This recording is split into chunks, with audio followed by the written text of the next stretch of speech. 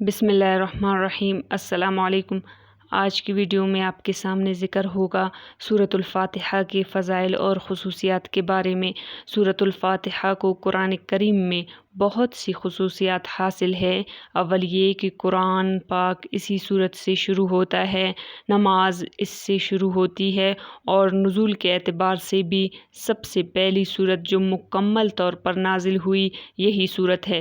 سورۃ الاقراء، سورہ مزمل اور سورہ مدثر کی چند آیتیں ضرور اس سے پہلے نازل ہو چکی تھی، مگر مکمل طور پر جو سورت نازل ہوئی وہ سورۃ الفاتحہ نازل ہوئی۔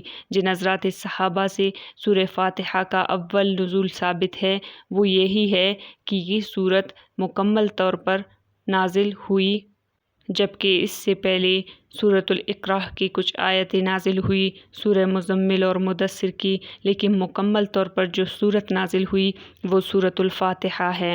اور دوسری خصوصیت یہ ہے کہ یہ سورت ایک حیثیت سے پورے قرآن پاک کا متن ہے اور سارا قرآن پاک اس کی شرح ہے، خواہ اس وجہ سے کہ پورے قرآن کے مقاصد ایمان اور عمل صالح میں دائر ہے، اور ان دونوں چیزوں کی بنیاد اصول اس سورت میں بیان کی گئی ہیں۔ اسی وجہ سے اس سورت کا نام سورۃ الفاتحہ، ام القرآن، ام کتاب اور قرآن عظیم بھی احادیثات میں ثابت ہے۔ رسول اللہ صلی اللہ علیہ وسلم نے فرمایا، قسم ہے اس ذات کی جس کے قبضے میں میری جان ہے کہ سورہ فاتحہ کے نظیر نہ تورات میں نازل ہوئی، نہ انجیل میں اور نہ زبور میں، اور نہ خود قرآن کریم میں کوئی دوسری سورت اس کی مثل ہے۔ آپ صلی اللہ علیہ وسلم نے فرمایا، سورہ فاتحہ ہر بیماری کی شفا ہے۔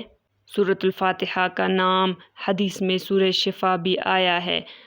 ناظرین، صحیح بخاری میں حضرت انس رضی اللہ عنہ سے مذکور ہے کہ رسول اللہ صلی اللہ علیہ وسلم نے فرمایا، قرآن کریم کی سب سورتوں میں عظیم ترین الحمدللہ رب العالمین ہے۔ اس حدیث میں سورۃ الفاتحہ کی فضیلت کو بیان کیا گیا ہے۔